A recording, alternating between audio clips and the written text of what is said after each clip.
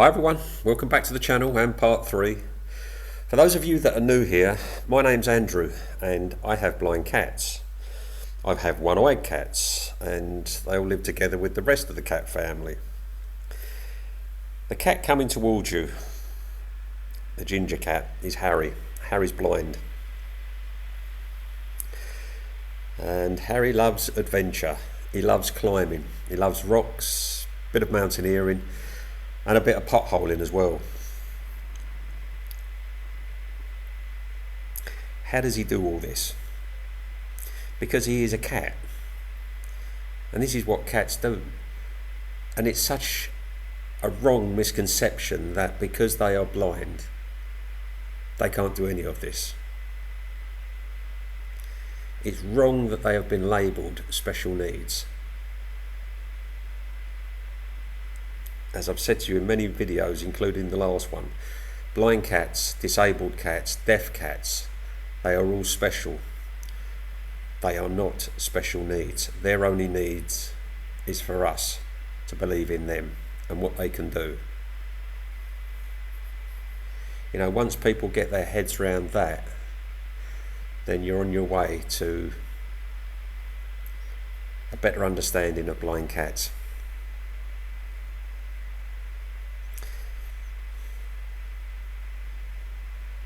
And I don't blame anyone for their beliefs, because it's only what we've all been told over many years. You know that blind cats... Do you know, there's actually, I read a comment on another site about a woman who had had 2 blind cats, but she didn't pick either one of them up, cuddle them or carry them around, because she thought that if she was to put them down somewhere else, they wouldn't know where they are. To me, that is another form of cruelty. For those cats not to have been picked up, to be held, cuddled and talked to,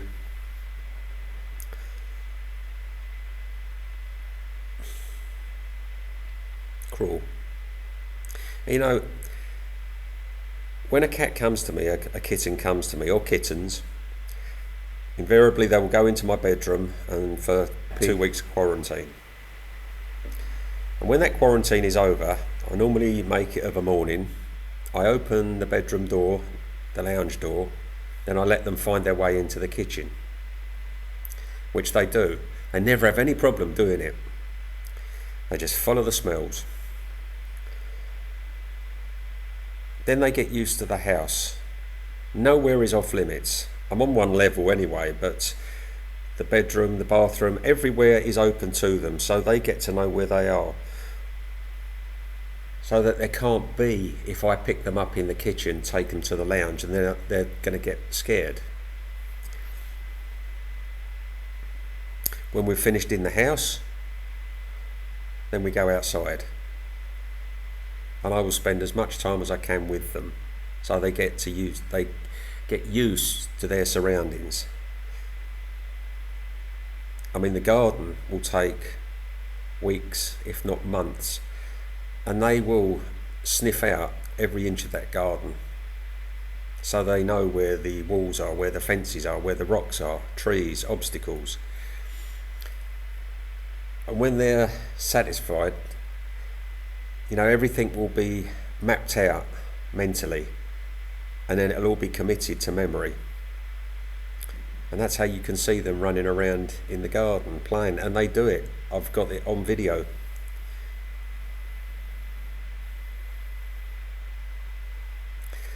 Another misconception is don't let them mix with other cats. Why? Mine do. Straight after they've finished quarantine, they're straight out into the kitchen for their breakfast, where all the other cats are. I don't have a problem with it. Same with furniture. I mean, yeah, it is a concern when they come out and they're running around and heading towards a wall But you know what? It's uncanny. Just before they get to the wall, they stop. Or if they get to a sofa, they either stop and go round, or invariably they'll climb up and go over. But when they get to the top, it's like, oh, this is soft. Well, this is comfortable. And they flop down. And even if they do have a collision, I mean, some of the things I used to read online is they could hurt themselves. I'm sorry, but, you know, they're cats. They are skin and bone. They are resilient. And if they do have a collision, I guarantee it won't happen very often because they learn very quickly.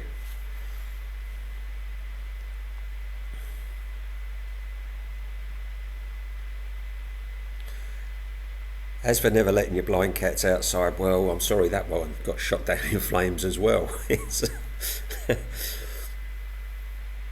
The day I left the kitchen door open and my very first two ventured outside, that one got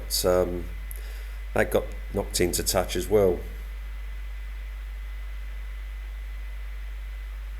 Mine love being outside. They love being in the garden. I have two females, Momo and Kira, both blind, and those two are fair weather cats. They're driven by the temperature. If it's too cold, they won't go out. So I don't see them much over the winter. They stay indoors, and they love it when the log burner goes on. The boys, Dipper, William and Harry, they're out in any weather.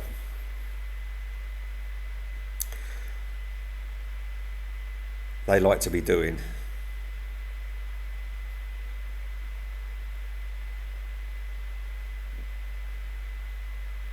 You know, looking after blind cats isn't rocket science. It's just a lot of common sense.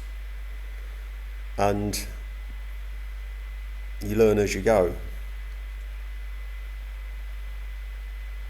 I always say we live together, we learn together.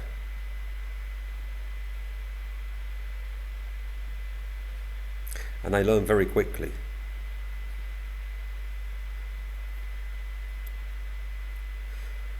And they learn from each other as well. Not only just the blind cats, they learn from the regular cats, the ones that can see. And I see changes. I'm seeing changes in, like, one of my original blind cats, William.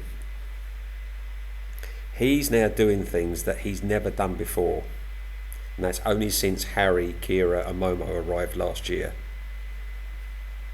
And to me, these are obvious. These aren't subtle changes. These are obvious. That it's like something's been said. A communication between them, and William is now, he's going up to the top of a tree. Now William has never ever done that before. He's gone up so far and he stops. And not only is he going up to the top of this tree, he's coming down exactly the same way as Harry does. Yet Harry and William are both blind. So it's not as though William can watch Harry come down. So how does he know?